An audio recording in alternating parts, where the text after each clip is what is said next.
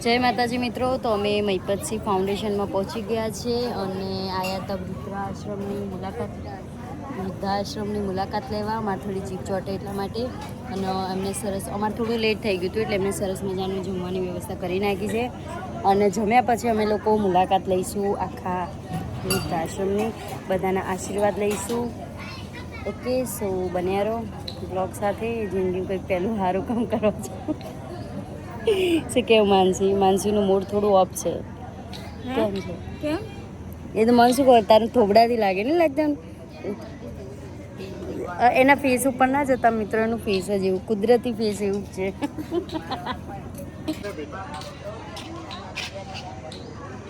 જોઈ શકો છો અહીંયાનું. તો મિત્રો, અમે જમ્યા પછી એકથી એક રૂમમાં અમે લોકોએ વિઝિટ કરી અને બધાને જય શ્રી કૃષ્ણ કર્યા. એના પછી અમે લોકોએ ઘણા વૃદ્ધ જોડે વાતો કરી. અમને વાતો કરીને ઘણું બધું શું કહેવાય, પેલું બહુ જ્ઞાન મળ્યું એમ કે સારું છોકરાઓ આવા બી હોય. આપણા મા બાપથી તો ઘર શોભતું હોય, પણ મા બાપને મૂકી અને એ લોકો જતા રહે છે. અને અહીંયાનું રહેવાનું વ્યવસ્થા તમે જોઈ શકો છો. બધા જોડે વાત કરીને બહુ સારું લાગ્યું. બધા આરામ કરતા હતા બપોરના ટાઈમે, અને રહેવા ખાવા પીવાની સરસ સુવિધા રાખી છે મહિપતસિંહ બાપુએ. અને બધા વૃદ્ધ અહીંયા ખુશ છે. અમે લોકો એક વિઝિટ કર્યા પછી અમે એકથી એક રૂમમાં વિઝિટ કરી. ઘણા બધા વૃદ્ધ શાંતિથી ઊંઘતા હતા. ઘણા વૃદ્ધ જોડે બધા જોડે વાત કરીને ખૂબ આનંદ થયો. ઘણાની સ્ટોરી સાંભળી કે કેવી રીતે એમને આ રીતે અહીંયા આવવું પડ્યું. બહુ જ લાચારીથી આવવું પડે છે. ઘણા વૃદ્ધને અહીંયા મતલબ નહીં આવવું હોય, કોઈ બી વૃદ્ધ એવું ઈચ્છતું ના હોય કે ભાઈ અમે અહીંયા મતલબ આવીએ, અમારા છોકરા અહીંયા મૂકી જાય. પણ સિરિયસલી ગાઈઝ, તમે બધા જજો એક વખત તો. દાદીને મળ્યા.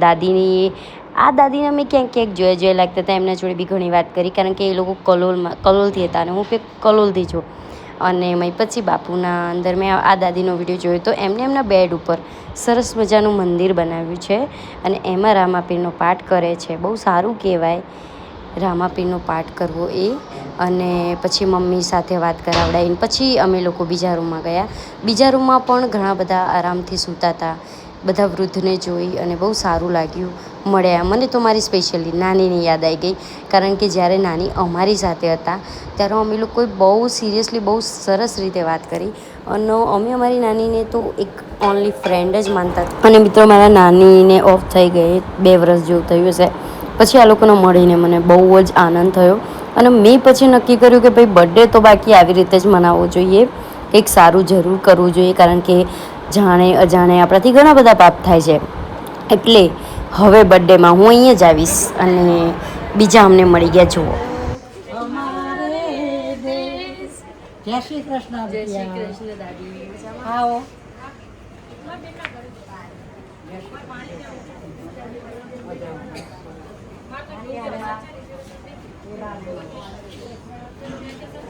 જય શ્રી કૃષ્ણ કરો.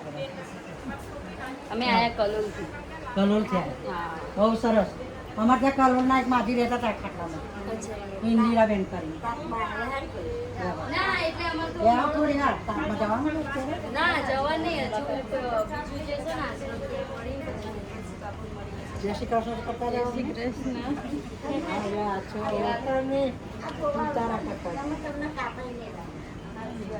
આવો. હા બીટિયા. અને વાગ્યું ચડીશ ને વાત પડી જાય એવું છે.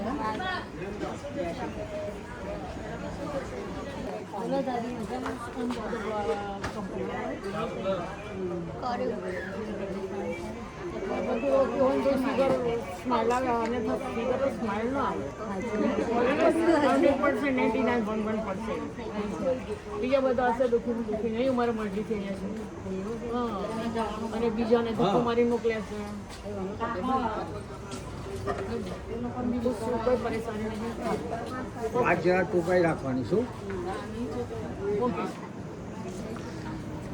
લોકોના મોઢા પર દુઃખ દેખાય.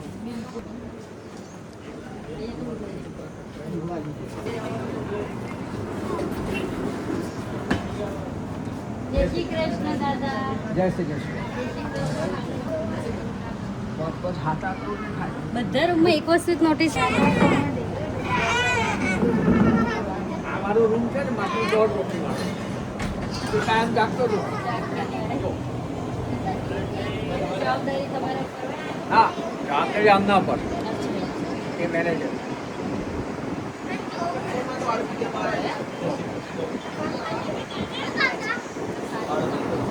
ગો.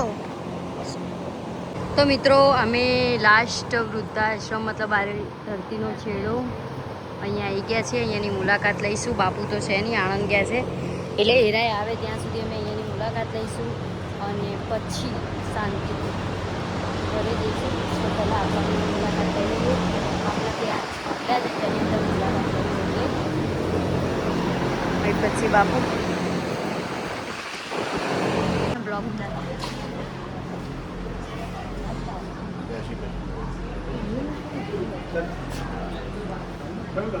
બોલો.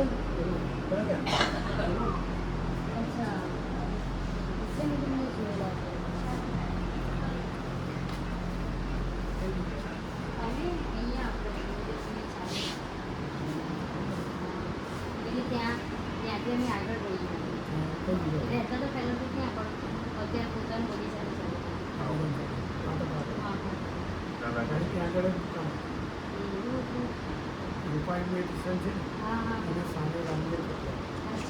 ચલો 3, 2 and go. ઓલમોસ્ટ બધા ઊંઘેલા જ છે. જય શ્રી કૃષ્ણ દાદી. જય શ્રી કૃષ્ણ. ઊંઘો ઊંઘવા દો ઊંઘવા દો ઊંઘવા દો ઊંઘો ખાલી અમે ખાલી મુલાકાત કરવા આવી ગયા. બિચારા બધા ઊંઘી ગયા. ઊંઘવા દો.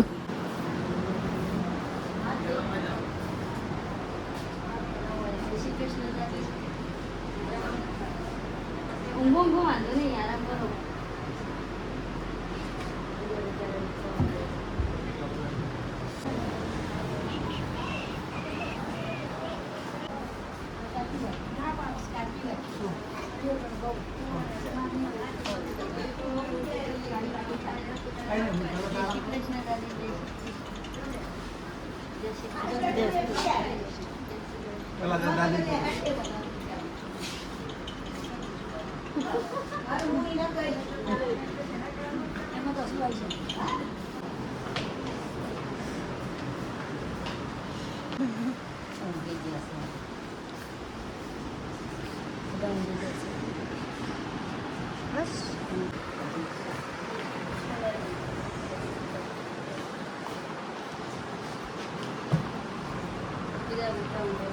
તો મિત્રો તમને ખબર જ છે કે હું ગઈ હતી મારા બર્થડેના દિવસે મૈપતસિંહ ફાઉન્ડેશનના ત્યાં દૂધને જમાડવા માટે. તો અમે લોકો ત્યાં થોડા થઈ ગયા હતા લેટ અને એ દિવસે અમે લોકો બહુ રાહ જોઈ 4 વાગ્યા સુધી, પણ અમને બાપુ ના મળ્યા કારણ કે એરા કંઈક કામથી ગયા હતા એટલા માટે. તો અમે લોકો મારી મમ્મી ખાસ મારી મમ્મીને બહુ ગમતું હતું એમ, મતલબ એમના વિડીયો બહુ એટલે બહુ જોવે કે મને અહીંયા જવું છે, તું મને અહીંયા લઈ જજે. તો મેં ખાસ મારા બર્થડેના દિવસે ગોઠવ્યું હતું. તો અમે લોકો ગયા હતા ત્યાં, જોયું બધું. આમ સિરિયસલી એટલું જોરદાર હતું ને ત્યાંનું વ્યૂ, બધું રાખે છે, બધી સુવિધા છે, જમવાનું ખાવાનું રૂમ બધું બહુ બહુ સરસ. મહિપતસિંહ બાપુ સરસ બધું સુવિધા કરી આપી છે અને જમવાનું બી સારું હતું કેમ કે અમે બી ત્યાં જ જમ્યું હતું એટલા માટે. પણ એમાં અમારે એ થઈ ગયું મિસ્ટેક કે અમે લોકો ગયા હતા ત્યારે મતલબ બહુ લેટ થઈ ગયું. તો જવું જોઈએ અમે લોકોને ટાઈમ ટુ ટાઈમ, પણ અમારી થોડી મિસ્ટેક હતી, ટ્રાફિક નડી ગયું એટલા માટે અમે લોકો ટાઈમ ટુ ટાઈમ ના પહોંચે. 4 વાગ્યા સુધી ત્યાં રહ્યા પણ અમને બાપુ ના મળ્યા. કંઈ વાંધો નહીં, અમે નેક્સ્ટ ટાઈમ મળી રહીશું. બટ વૃદ્ધની જે વેદના હોય ને, તમને જે આ શરીર ઉપર અભિમાન આ બધું છે ને, એ તમે લોકો ત્યાં જજો ખાલી એક વખત, બધો અભિમાન ઉતરી જશે. સિરિયસલી કે આવાય છોકરા પડ્યા છે કે જે પોતાના મા બાપને રાખતા નહીં. અમુકની કહાનીઓ તો આપણે સાંભળીને જ અંદરથી રૂવાટા ઊભા થઈ જાય. અને બહુ સારું લાગ્યું જઈને. અમે લોકો ગયા હતા એ બધું. અને એના પછીનો મેં બ્લોગ લીધો નહોતો એટલે આરે બ્લોગમાં હું જણાવી દઉં કે એ બ્લોગમાં અમે લોકો બહુ ફર્યા, બહુ મજા આવી ગઈ. કુલ ટોટલ 3 છે. એક વૃદ્ધાશ્રમ છે, એક સંકુલ અને એક બીજું કયું હતું, 2 વૃદ્ધાશ્રમ છે આઈ થિંક. એક થોડા મગજથી પેલા બહુ ડિપ્રેશનમાં ગયેલા હોય એમનું અલગ હોય અને બીજા અલગ હોય, એવી રીતે કરીને 3 છે. 3માં અમે લોકો આખી મુલાકાત લીધી, બધાની વેદના જાણી, બધું બહુ મજા આવી ગઈ. બસ આરે બ્લોગ અહીંયાથી પૂરો કરીએ છીએ.